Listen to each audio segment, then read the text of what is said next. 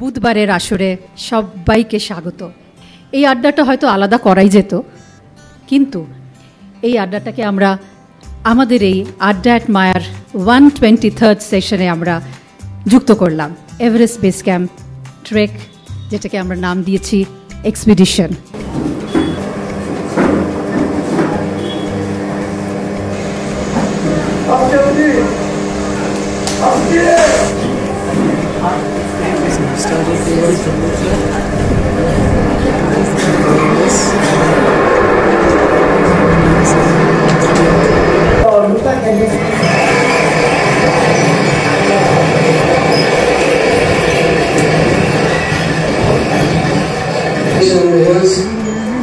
Gas cylinders, sleeping bags, all the way from one village to the other.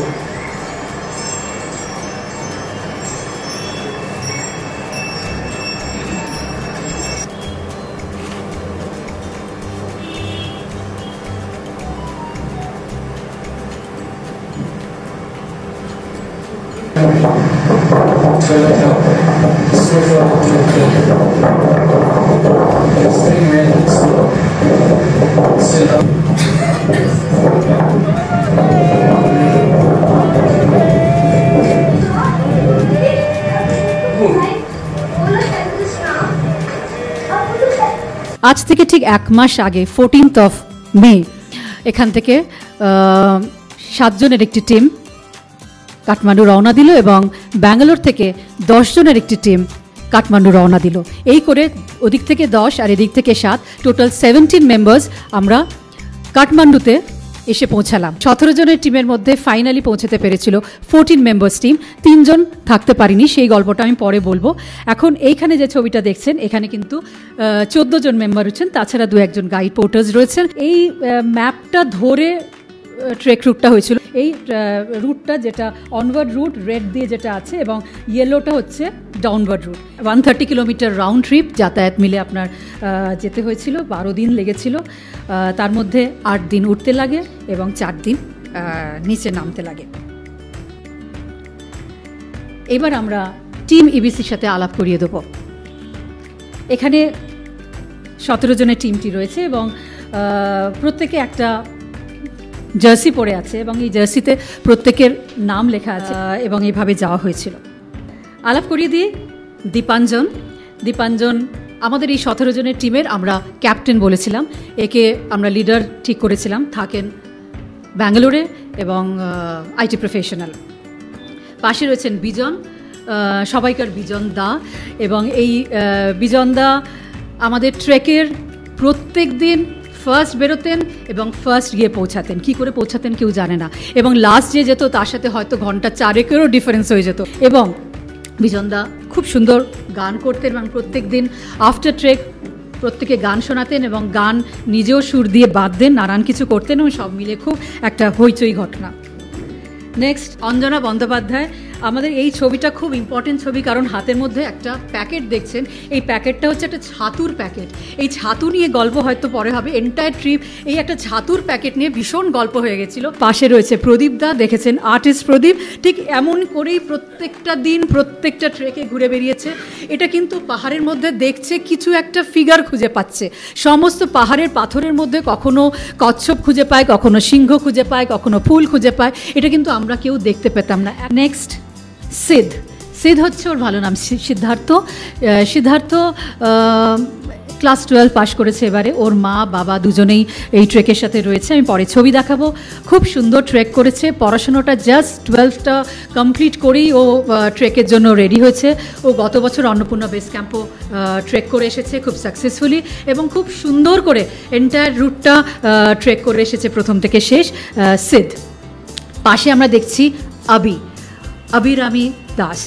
আবি হচ্ছে আমাদের youngest trekker.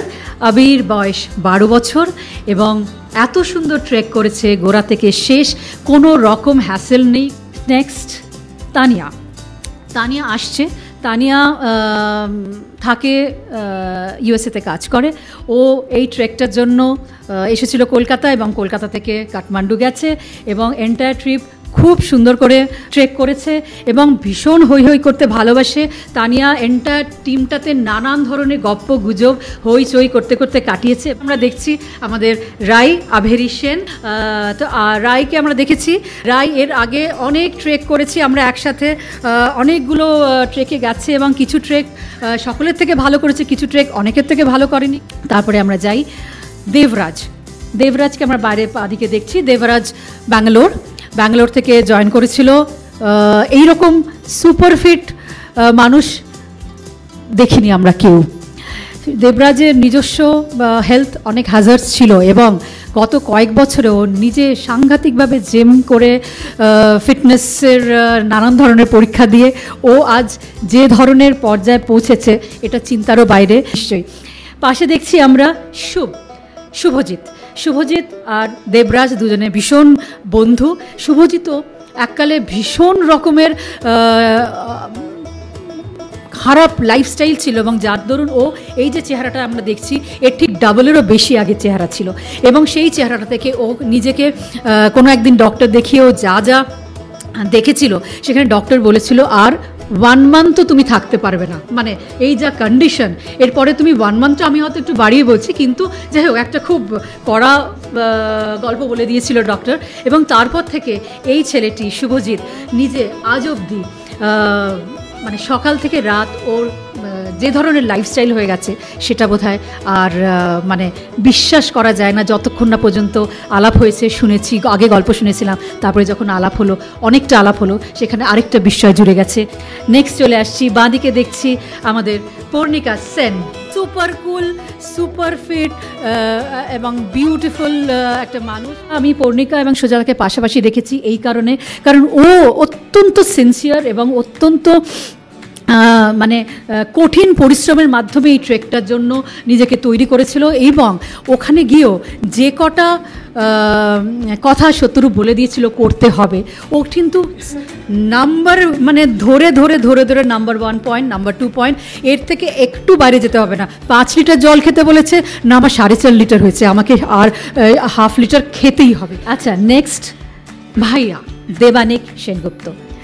দেবানিক বহু বছর জার্মানিতে কাটিয়েছে, কলকাতায় এসেছে সদ্য 1 বছরও হয়নি, 6-7 মাস হয়েছে।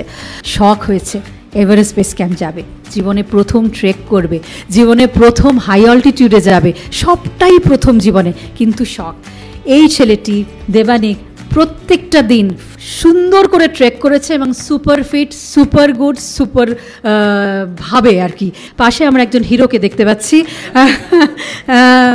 অঞ্জন। আমি এই অঞ্জনের কথা বলি, বাপি আমার ভাই, যেরকম ভাইয়ার কথা বলছিলাম এক্ষুনি, ওর লাইফে ফার্স্ট ট্রেক, ওর লাইফে ফার্স্ট হাই অল্টিটিউড, হয়তো লাদাখ গেছে সেভাবে না, প্রথম হাঁটা এবং সব মিলিয়ে এভারেস্ট বেস ক্যাম্প।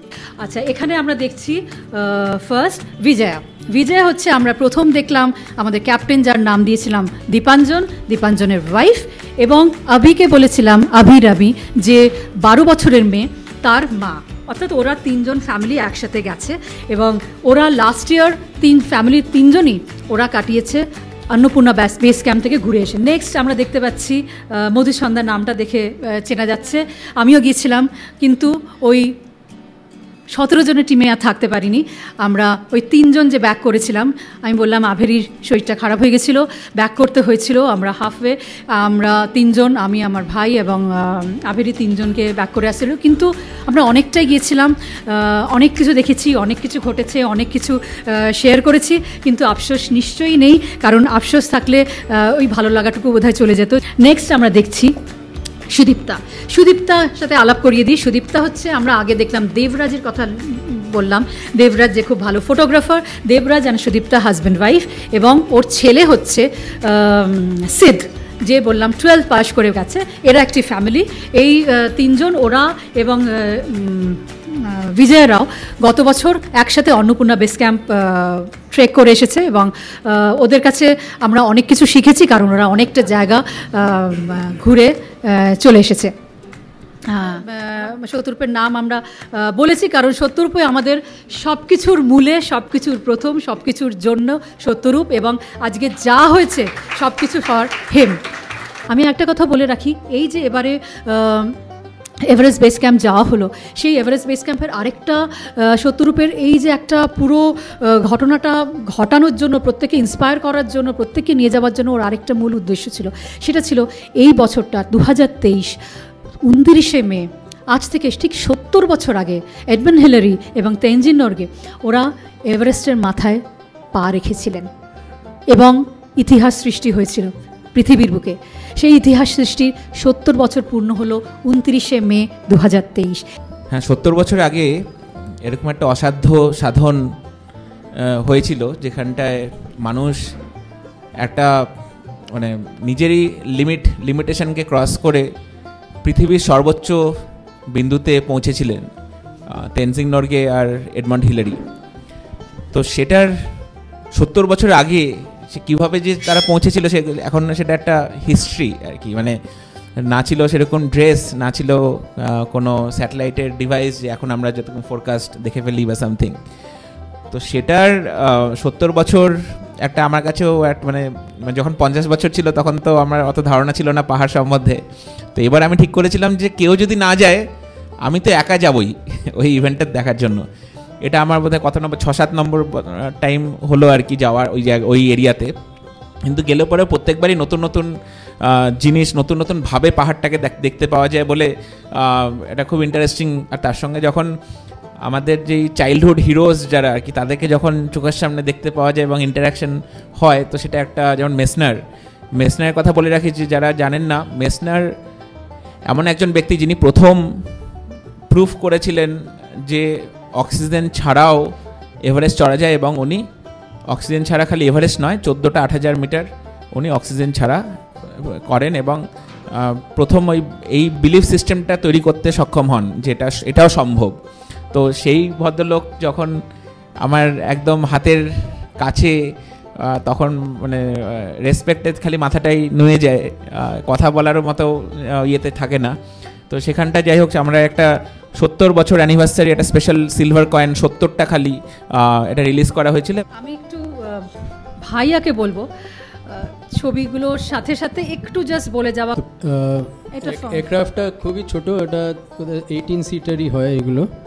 তো আমাদের 17 জনের গ্রুপ ছিল, তো পুরো এয়ারক্রাফটটাই আমরা নিয়েছিলাম। খুব সুন্দর বোঝা যায় যে এয়ার স্ট্রিপটা কত ছোট, এবং এটাও বলা হয় যে এই এয়ার স্ট্রিপটা পৃথিবীর মধ্যে সবচেয়ে ডেঞ্জারাস এয়ার স্ট্রিপ। ইনফ্যাক্ট ওটার প্লেনের টাচডাউনটা পয়েন্টটা খুব ইম্পর্ট্যান্ট।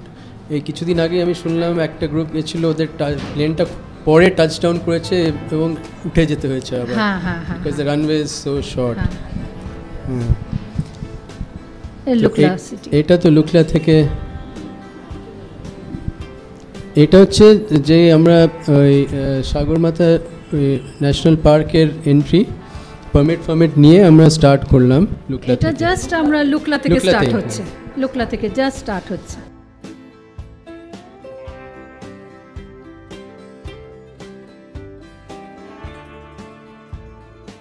আচ্ছা, লুকলার যে এয়ারপোর্টটা ওটা একটা 15 ডিগ্রি অ্যাঙ্গেলে আছে এবং মানে ওটা একটা ল্যান্ডিংটাও দেখার মতো।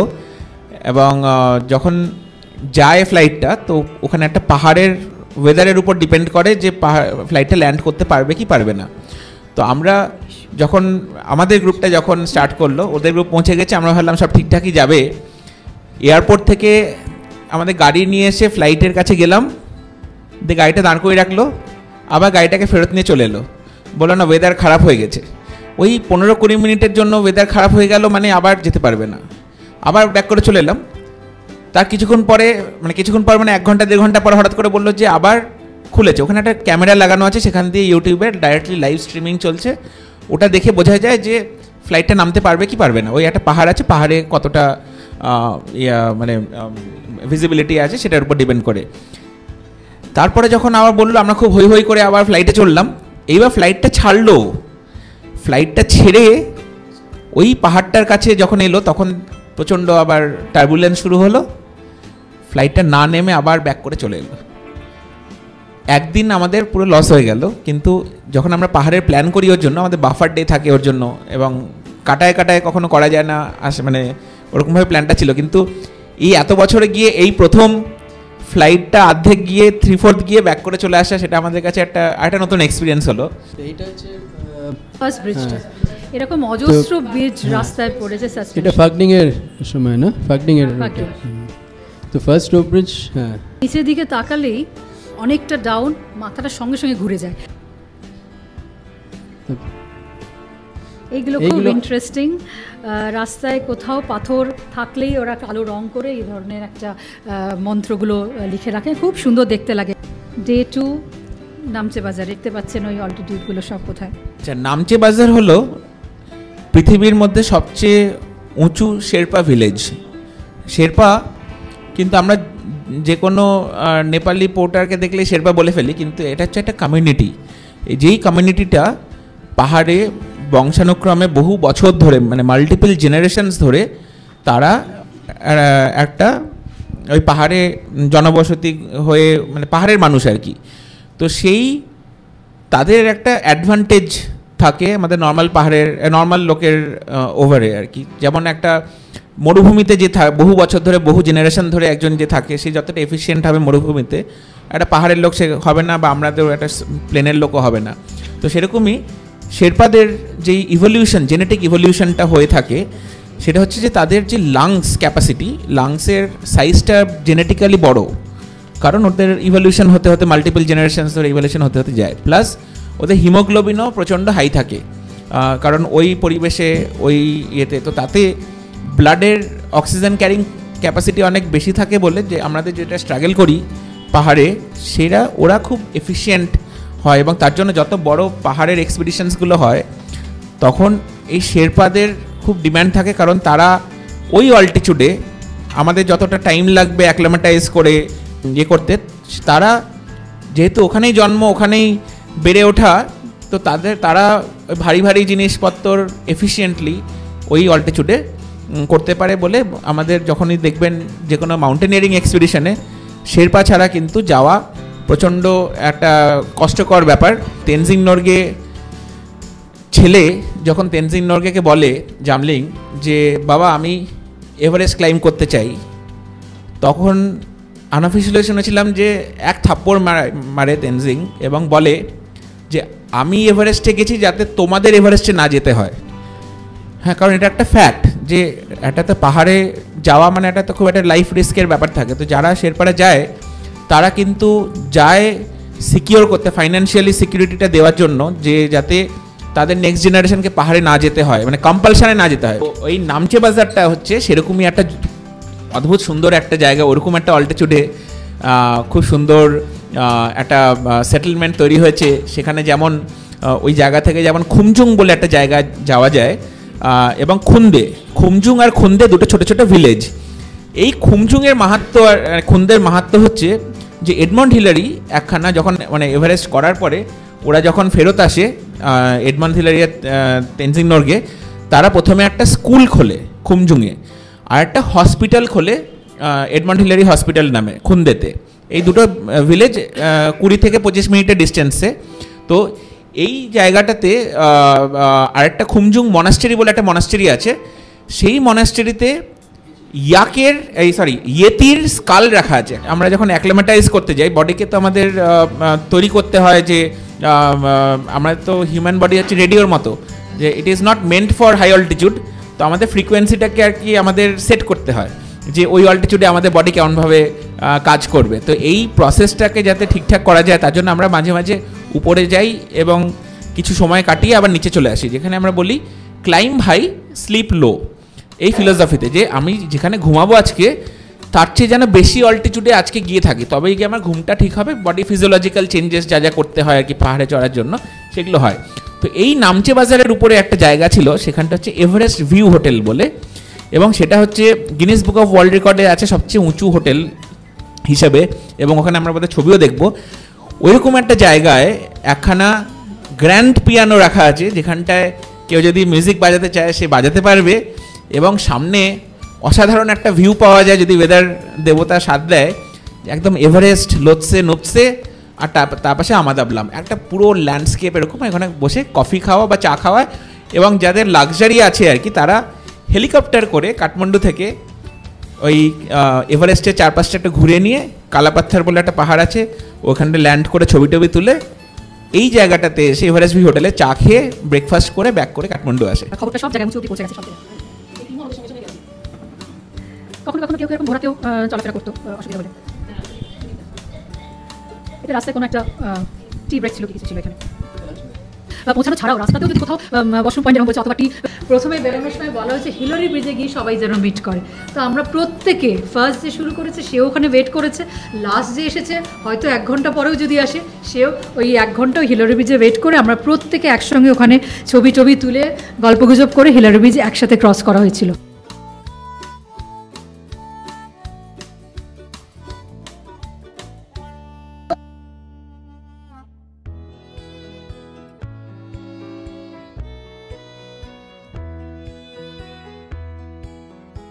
এই যে শেরপা ভিলেজ নামচে, যেটা নামচে বাজারে মস্ত বড় জায়গা এবং প্রচুর বসতি।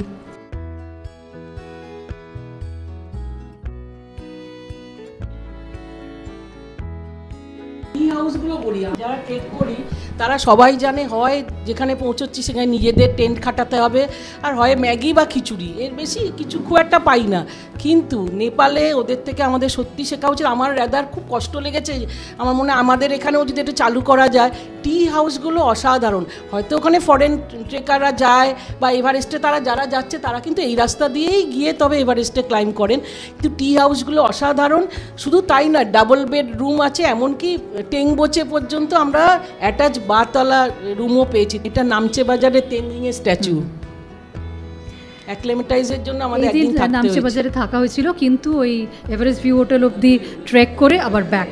এই পুরো টিম সকালবেলা warm up session, warm up করা হয়।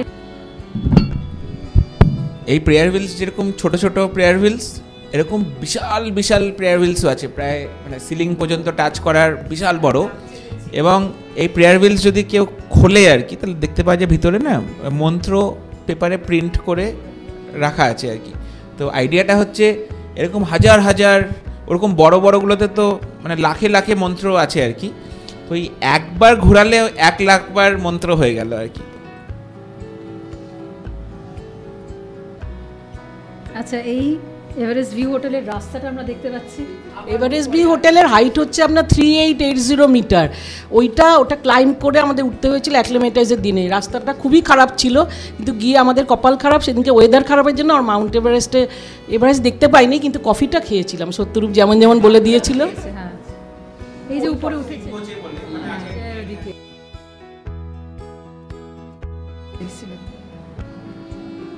পেয়েছিলাম, যেহেতু মে মাসে গেছিলাম বিভিন্ন।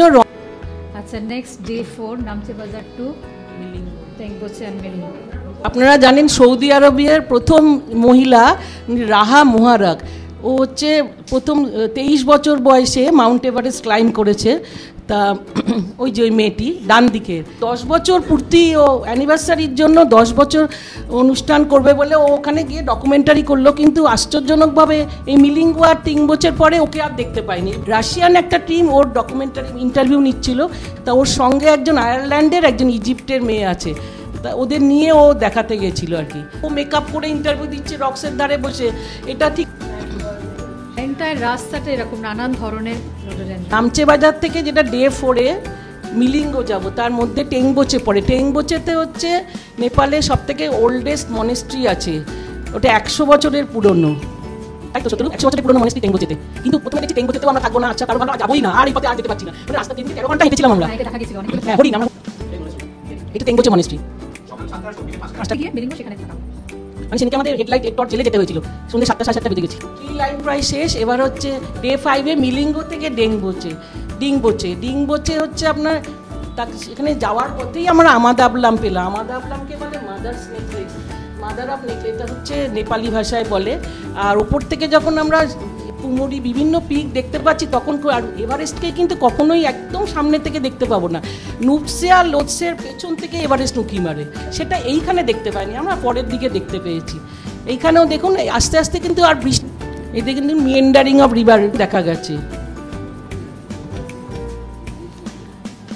ডেংবোচের হাইট হচ্ছে আপনার প্রায় 4350-এর মতো। এটা আমাদাবলামের আরেকটা দিক। আমাদাবলাম কিন্তু অনেকে ক্লাইম্বও করে আর কি। এই যে গুড লাক যে দেখা যাচ্ছে ওপরে, ওই হোটেলে আমরা ছিলাম। আর আমাদাবলামে আমাদের যে গুরুদেব সত্যরূপ বলে দিয়েছিল ওখানে আপনারা সন্ধ্যেবেলায় কাফে 4410-তে যাবেই তোমরা, গিয়ে খাবে। ওখানে গিয়েও আমরা হট চকলেট খেয়েছিলাম, ওটাও বিখ্যাত আর কি 4410। এটা উপর থেকে তোলা ডিংবোচের নিচে হোটেল। ডিংবোচেতেও যেমন নামচে বাজারে অ্যাক্লিমেটাইজের জন্য আস্তে আস্তে হাইটটা আমরা যখন ওপরে উঠছি শরীর ঠিক রাখার জন্য ডিংবোচেতেও একটা অ্যাক্লিমেটাইজ ডেট ছিল। সেই দিনকে আমাদের নাংকার সাং বলে একটি পিকে ওপরে চড়ানো, সেইটাও সাংঘাতিক, কি হাইট।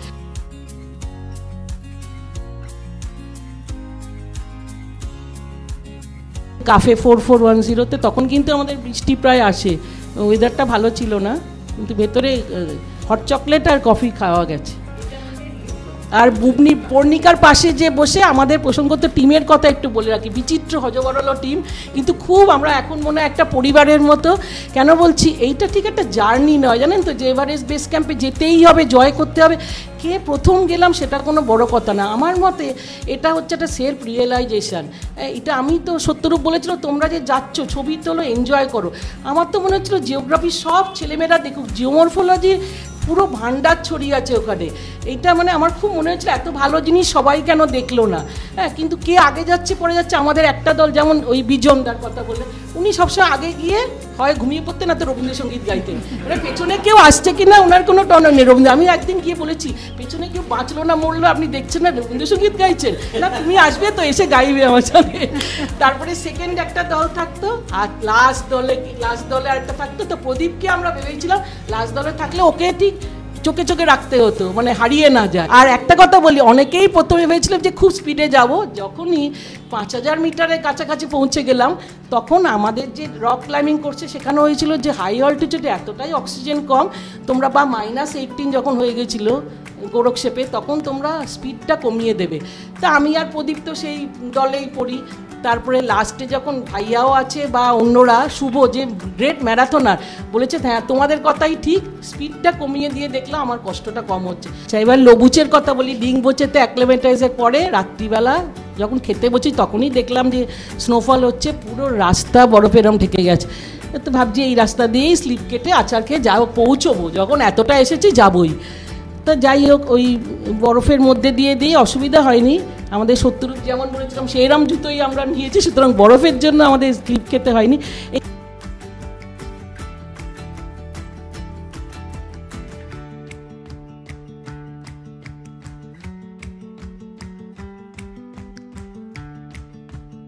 এই দিনকে লবুচেতে আমরা অন্নপূর্ণা রেস্টুরেন্ট বলে থুগলা একটা গ্রামে আমরা প্রথমে খেলাম। কোনোদিন ভাত ওরমভাবে দুপুরে খাই না, কিন্তু যা এরা বলেছিল তাই। ওরা বলে ডাল রুটি পাওয়ার 24 আওয়ার, এইটা ডাল ভাত পাওয়ার 24 আওয়ার।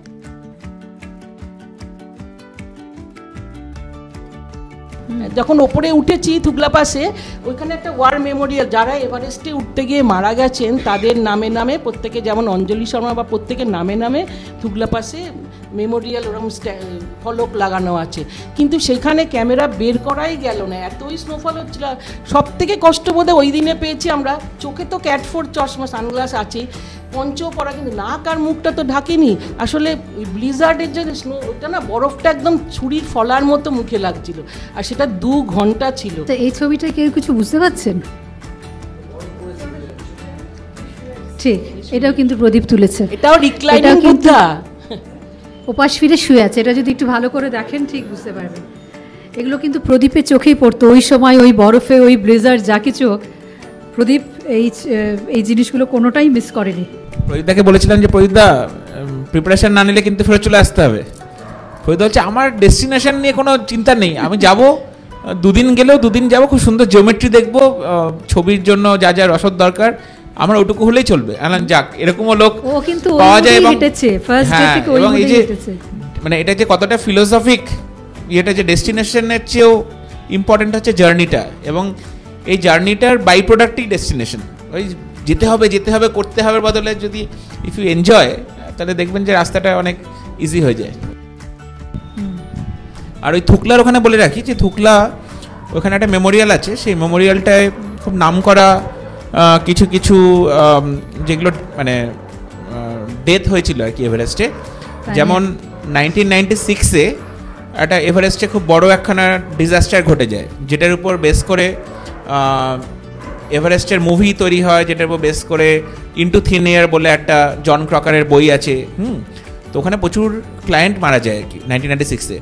সেখানে খুব প্রমিনেন্ট ফিগার ছিল যে রব হল বলে একজন, আর স্কট ফিশার, এরা দুটো কোম্পানি চালাতো ওনার, এবং দুজনের কোম্পানি ওনারই মারা যায় ওখানটা। তো তাদেরও ওখানটায় মেমোরিয়ালে যেমন ছিল সেরকম ছিল বাবু ছিরিং শেরপা বলে একজন শেরপা ছিলেন।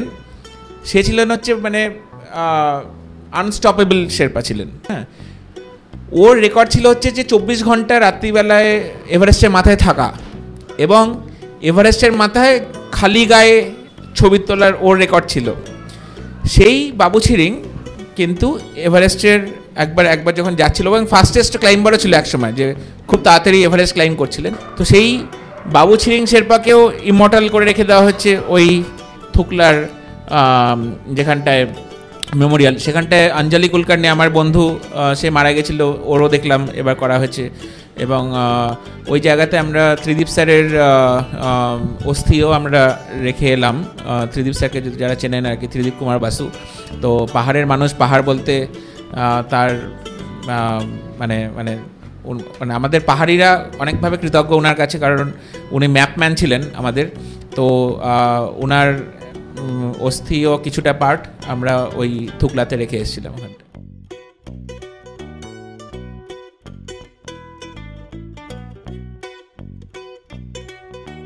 এই তুগলার পরে পৌঁছলাম হচ্ছে লবুচে। লবুচের পরে আসল হচ্ছে এই যে মেমোরিয়াল, এই যে সবাইয়ের নামে নেয় মেমোরিয়ালগুলো। এটা হোটেল মাদার আর্থ, এটা আমরা লবুচেতে ছিলাম। এরপরে দেখুন কোনো রাস্তা নেই, এই লবুচে থেকে যে গোরক্ষেপে যাচ্ছি, এভারেস্ট বেস ক্যাম্পছি, আমাদের তো কোনো অসুবিধা নেই। এই গোরক্ষেপের হাইট হচ্ছে 5100 মিটার। এই টিমটা লিডার বানিয়ে রাখা হয়েছিল হচ্ছে দীপাঞ্জন দাকে, এবং দীপাঞ্জন দা এত সুন্দরভাবে হ্যান্ডেল করেছিল। এবং ওই যে ডাইনামিক ডিসিশন, একটা ফ্লেক্সিবিলিটিটা খুব ইম্পর্টেন্ট থাকে। তো যখন পুরো টিম ব্লিজার্ডে ঠান্ডা লেগে খুব টায়ার্ড, সেই দিনকায় যদি এভারেস্ট বেস ক্যাম্পে কন্টিনিউ করা হতো তাহলে অনেকেই ফেলিওর হয়ে যেত। কিন্তু সেখানটায় দীপাঞ্জন দা লিডারশিপ স্কিলটা ইমপ্লিমেন্ট করে সেদিনকায় ডিসাইড করলো যে আজকে আমরা এখানে থেকে যাব। তো তার বদলে পরের দিন ওরা সকালবেলায় আবার স্টার্ট করলো এভারেস্ট বেস ক্যাম্পের জন্য, এবং এত সুন্দর ওয়েদার পাওয়া গেল। এই অন দ্য ওয়েতে যে এরকম on the fly decision making, এটা প্রচণ্ড ইম্পর্টেন্ট। এবং এখানে কিন্তু ওই দোনো করলে হবে না, নিতে হবে ডিসিশন, সংসারে নিতে হবে আর কি। ওই ডিসিশন নেওয়ার পর আমাদের সকলের মুখে হাসি ফুটলে যে ছবিটা দারুণ তুলবো। আগের যে ছবিটা দেখলেন ওই যে কালো মতো, ওটা কালাপাত্থর। এই যে কালাপাত্থর থেকেও মাউন্ট এভারেস্টের ভিউটা আরও সানরাইজের সময় ভালো পাওয়া যায়। এই যে এইটা দেখছেন, এটা গোরক্ষেপ থেকে ইবিসি যাওয়ার দিনে, এভারেস্ট বেস ক্যাম্প যাওয়ার দিনে। ওই যে একটু আগে যে বরফের ওটা যাবে, দেখা যাবে ওইটাতে, মানে পুরো জিওমরফোলজি ফিচার কেন, খুম্বু আইসফল। এই দিনের রাস্তাটা মনে হচ্ছিল যেন সব থেকে কঠিন। এদিকে দেখুন আইস সিকিলগুলো দেখা যাচ্ছে, কোনো রকম রাস্তা নেই। ওপর থেকে দেখতে পাচ্ছিলাম এভারেস্ট বেস ক্যাম্প, কিছুতে আর নিচে যাওয়া যাচ্ছে না, আবার ওপর থেকে নিচে স্লিপ কেটে যেতে হবে। এই যে গোরক্ষেপে আমাদের থাকার জায়গা, হিমালয় লজ অ্যান্ড রেস্টুরেন্টে ছিলাম আমরা। এই যে হেলিকপ্টারের কথা বলছি, রাজ্যে কত লোকের জীবন বাঁচায়, ইভ্যাকুয়েট করে নিয়ে যায়, খাবার নিয়ে যায়, মানে ভাবা যায় না। আর আমরাও কিছুটা হেলিকপ্টারের ভিউটা পেয়েছিলাম। আমাদের সঙ্গে যিনি চালিয়েছিলেন সুরজ থাপা, উনি হচ্ছেন ইউএস আর্মির লোক, উনি ছুটিতে এসেছেন। 2015 সালে আমরা এভারেস্ট যখন ক্লাইম্ব করতে যাই প্রথম, তো এই পুমরি থেকে বিশাল বড় একটা অ্যাভালাঞ্চ ট্রিগার হয় একটা আর্থকুয়েকের জন্য। সে 2015 সালে যে বিশাল বড় আর্থকুয়েক হয়, নেপালে 10,000 লোকের উপর মারা যায়। এবং ওই পুমরির গা থেকে দুটো পার্ট অ্যাভালাঞ্চ হয়, একটা বেস ক্যাম্পে পড়ে যেখানে 21 জন ক্লাইম্বার মারা যায়, আর আরেকটা পার্ট এই পাশে এসে এই গোরক্ষেপের যে হোটেলে আমরা ছিলাম, ওই হোটেলে একদম দোতলা দিয়ে জানলা খোলা ছিল, ওখান দিয়ে সিঁড়ি দিয়ে বরফ ঢুকে ওরা একদম নড়ি দিয়ে চলে গেছিলো আর কি। তো সেই পুমরি একদম সগর্বে দাঁড়িয়ে থাকে, এবং আমরা যখন এই কালাপাত্থরের মাথায় ওঠে তখন পুমরির ব্যাকড্রপের ছবিটা একটা অসাধারণ একটা ভিউ হয়। এবং পুমরি এই কালাপাত্থর এমন একটা জায়গা যেখান থেকে এভারেস্টের সবচেয়ে বেস্ট ভিউ দেখা যায়। এবং যত পোস্টার টোস্টার যেগুলো পাওয়া যায় এভারেস্টের সব কিন্তু ওই কালাপাত্থারের মাথা থেকে তুলতে হয়। এই যে বাঁ দিক থেকে বলি পেমবাজি, তারপরে আমাদের পোর্টার তেনজিং, দীপাঞ্জন, যে নসের আমাদের মেন গাইডার টেক, এই 5 জন, এদের সাহায্য ছাড়া সত্যি এই ট্যুর সম্ভব হতো না। এই যে এবার গোরক্ষেপ থেকে লাস্ট আমাদের ফাইনাল দিন। এভারেস্ট বেস ক্যাম্পের হাইটটা বলি 5364 মিটার, আর এদিকে আইসিকেলগুলো দেখা যাচ্ছে, পুরোটাই খুম্বু আইস স্পট।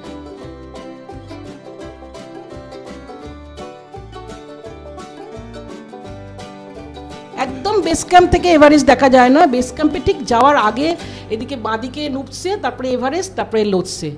আর লোৎসে আপনারা জানেন যে পৃথিবীর 4th highest mountain in the world. ইয়াকগুলো দেখুন, ইয়াক গেলে ইয়াকের শিংগুলো, ইয়াক এমনি নিরীহ প্রাণী, তো শিংগুলো দেখলে খুব ভয় লাগতো। আর এটা নিয়ম হচ্ছে, ইয়াক এলে আপনাকে পাহাড়ের দিকেই গা দিয়ে দাঁড়িয়ে থাকতে হবে, কারণ আপনি যদি ধারে থাকেন ও ধাক্কা দিলে খাদেই পড়ে যাবে। আর ইয়াক দল বেঁধে আসে।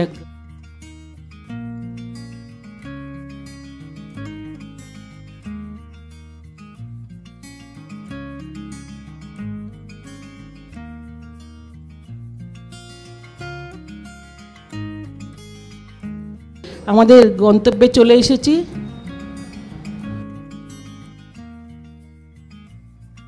অ্যাকচুয়ালি এভারেস্টের নাম আগে ছিল পিক 15, তারপর রাধানাথ সিকদার ট্রিগোনোমেট্রি ক্যালকুলেশন দিয়ে প্রথম আইডেন্টিফাই করে যে, এবং তখন ওইদিকে চোমলুংমা নামে টিবেটের ইয়েরা জানতো, সাগরমাথা নামে পুজো করা হতো এই পাহাড়গুলো। তো তখন আইডেন্টিফাই করা হয় যে সেই সময়ে রাধানাথ সিকদার অলমোস্ট এক্স্যাক্ট ক্যালকুলেশনে হাইট বের করে দেয় এবং বলে যে এটা হচ্ছে সবচেয়ে হাইয়েস্ট পিক। তো সেই সময় যেই মানে রাধানাথ সিকদারের বসের বস, তার নামে সে ছিল জর্জ এভারেস্ট, সেই নামে তখন এভারেস্টের নামকরণ হয়। আপনারা সবাই যে এসেছেন, এবং সবাই শুধু আসা না, এই যাওয়াটার পিছনে একটা উৎসাহ দেওয়ার একটা মস্ত বড় জায়গা নিশ্চয়ই থাকে। আজ এখানে যতজন এসেছে আমার মনে হয় না কেউ একজনও বাদ ছিলেন আমাদের উৎসাহ দেওয়ার জন্য, কারণ যারা এসেছেন প্রত্যেকেই জানেন যাওয়া হচ্ছে, এবং যাওয়ার সাথে এসেছে শুভেচ্ছা বার্তা, এবং ওখানেও অনেক বার্তা পেয়েছি শুভেচ্ছা, এবং ফেরত আসার পরেও অনেক বার্তা পেয়েছি।